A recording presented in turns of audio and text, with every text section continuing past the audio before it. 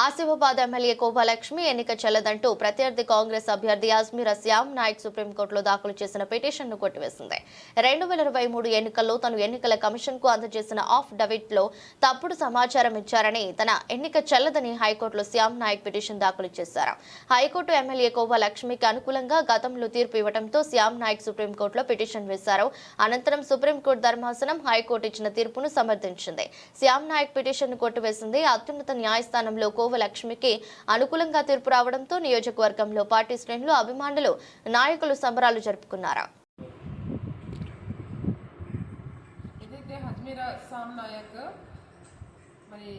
నేను కాంటెస్ట్ చేసేటప్పుడు ఎమ్మెల్యేగా ఆయన నాకు పోటీగా నిలబడడం జరిగింది. కాంగ్రెస్ పార్టీ అభ్యర్థిగా నిలబడ్డప్పుడు ఓడిపోయిన తర్వాత ఆడిట్ లెక్కలు కరెక్ట్ ఇవ్వలేదనేసి ఆ రోజు ఏదైతే ఇక్కడ లోకల్లో ఆర్ఓ ఉంటారు, తర్వాత స్క్రూటినీ ఉంటుంది, స్క్రూటినీలో కూడా కాంప్రమైజ్ చేయకుండా డైరెక్ట్ ఆయన మేము గెలిచేది ఆయన జీర్ణించుకోలేక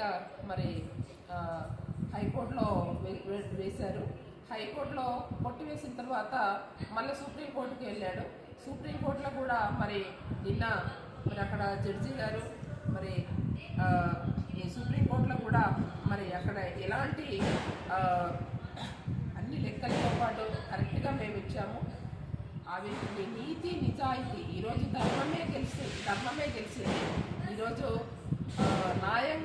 న్యాయబద్ధంగా ఈరోజు ఇవాళ ఒక ఆదివాసీ మహిళ మీద ఏం చేసినా కూడా వాళ్ళు సుప్రీంకోర్టు, హైకోర్టు పోయినా, సుప్రీంకోర్టు పోయినా ఇవాళ ధర్మం, న్యాయం అనేది ఇవాళ సుప్రీంకోర్టులో మాకు న్యాయం గెలిచింది. ఎందుకంటే ఈరోజు సుప్రీంకోర్టు, హైకోర్టు జడ్జి అందరూ కూడా ప్రత్యేకంగా మేము ధన్యవాదాలు చెప్తున్నాము. ఎందుకంటే వాస్తవంగా ఇవాళ ఆదివాసీ ఒక మహిళ మీద ఎలాంటి అక్కడ కాంప్లైంట్ లేకున్నా కూడా, ఎలాంటి అక్కడ ఏం లేకున్నా కూడా కావాలని మమ్మల్ని ఇబ్బంది పెట్టాలనేది హైకోర్టులో, సుప్రీంకోర్టులో వేశారు. కాబట్టి ధర్మమే గెలిచింది ఈరోజు.